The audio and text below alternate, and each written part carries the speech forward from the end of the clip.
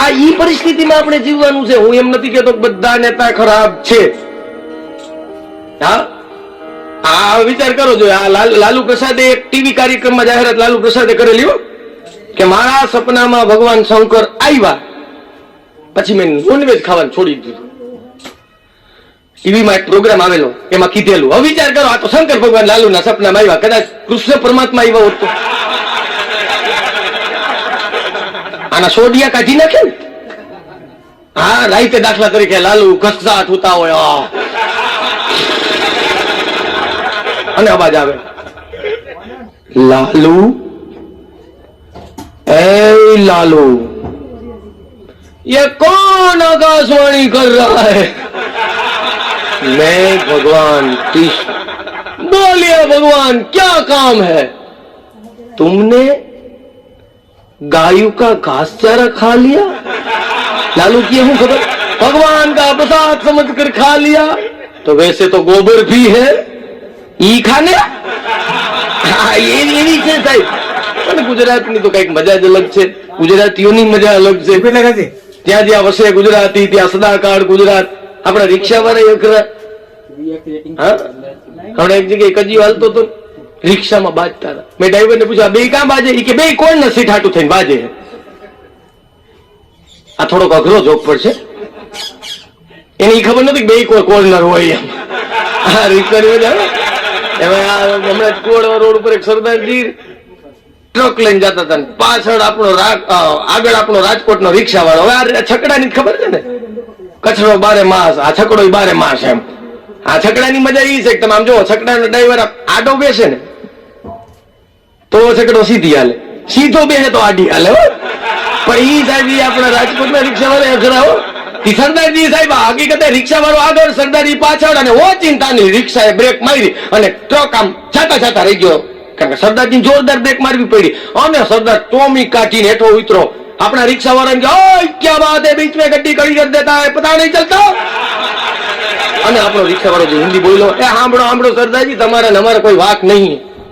अगर कोई तरह उतरा तो हमारे को ब्रेक मारना पड़ा, हमारे को ब्रेक मारना पड़े, तुम्हारे को ठाठे में करना पड़ा.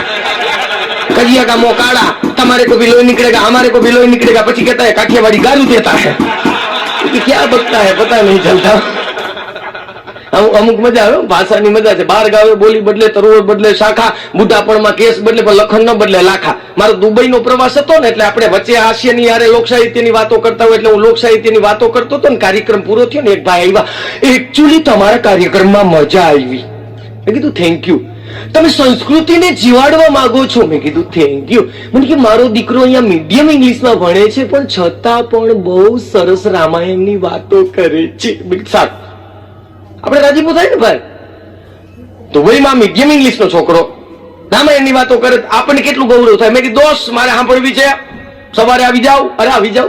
સવારે હું ગયા, છોકરો તૈયાર થઈને. મેં કીધું આ છોકરો તો હા રામાયણની વાતો, હા કયો ને એને સંભળાવે. હવે જોજો, મીડિયમ ઇંગ્લિશ નો છોકરો રામાયણની વાતો કરે, આમ આમ આમ આપણને ગળે ન ઉતરે. પણ વાત શરૂ કરી હોય કે ભગવાન રામ ફોરેસ્ટમાં ગયા હતા.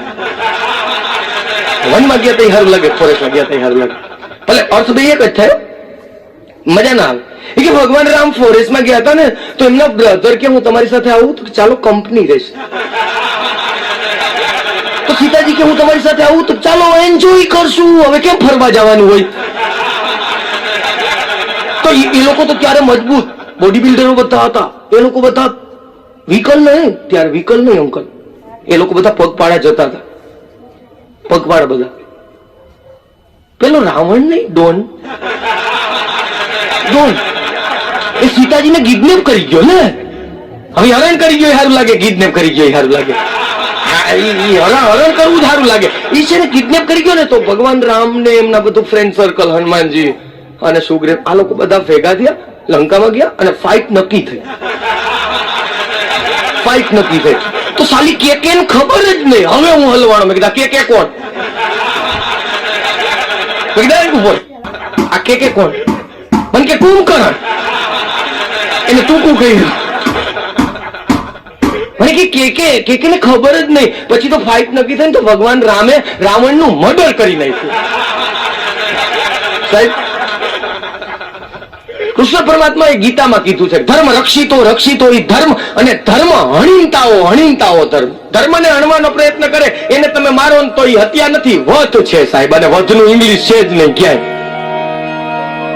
ભગવાન રામે રાવણનો વધ કર્યો હતો, હત્યા નહોતી કરી સાહેબ.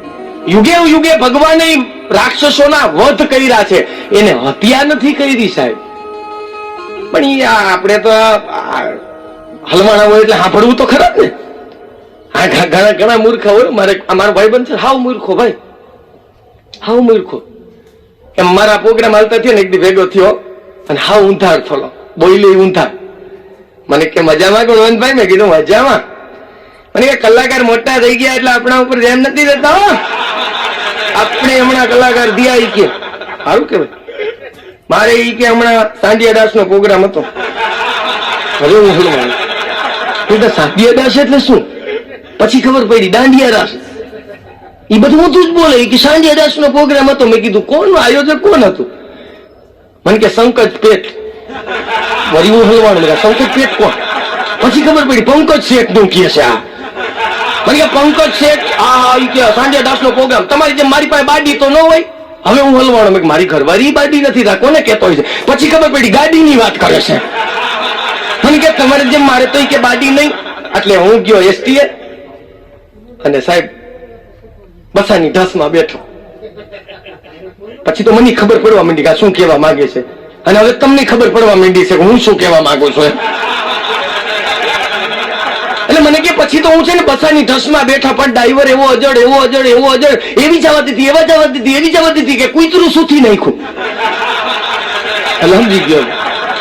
હવે તો કઈ કેવું ન પડે. હવે અમે તો અહીંયા સ્થળે પહોંચ્યા. અમને તો એમ કે બહુ અમને સન્માન ને ભોજન ભજન બધાઈને હશે. ત્યાં તો અમને બધાઈને એક સિસલરીનો બીસો દઈ દીધો ને સાઈકો ભરીને વાઈસ દઈ દીધી. બિસ્લરીનો શીશો વાઈકો ભરીને છાશ. હવે અમે તો સાંડિયા દાસ નો પ્રોગ્રામ શરૂ કર્યો. આપણે તો સાંડિયા દાસ ની તૈયારી કરીને ગયા હોય ને. મન કે સાંડિયા દાસ ની તૈયારી કરીને એમાં એક ફરમાઈશ આવી પોચા ભગત ના ભોજકા સંભળાવો. મારો તો પાટીના છાપિયા બેસી ગયા. પણ પછી આપણે તો થોડા મૂકીએ કે મેં બહુ સારું આઈકું. પછી સવારે અમને ખાવા દીધું સાકરી ભાત.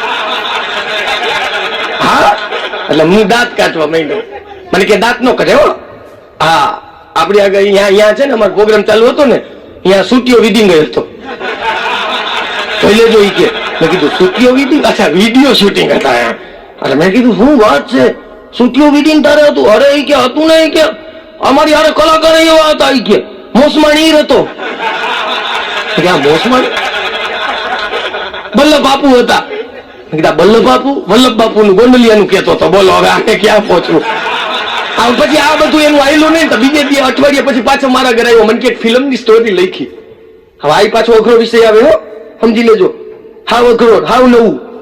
હા એ કે હું ફિલ્મ ની સ્ટોરી લખી. મેં કીધું ફિલ્મ ની સ્ટોરી સંભળાય. બીજું હું? મને કે એક મૂંગો છોકરો અને બેરી છોકરી પ્રેમમાં પડ્યા. પછી તો મૂંગો ગાઈને બેરી સાંભળે.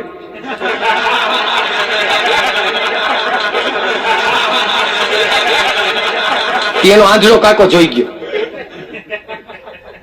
આંધળા કાકાએ તરત જ છોકરીના બેરા બાપને કીધું. બેરો સાંભળીને સીધી સાયકલ કાઢી. સાયકલ ને મારી કીક સીધી ચોથા ગેરમાં. બગીચામાં આવી છરી કાઢી. 4 ઘા કર્યા. 5 ગોળી લઈ ગઈ. તરત ફાયર બ્રિગેડ વાળાને ફોન કર્યો. 4 પોલીસની ગાડી આવી. લઈ ગયા સીધા કોર્ટમાં. પોસ્ટમોર્ટમ કર્યું. 5 વકીલે 8 તીર નીકળ્યા.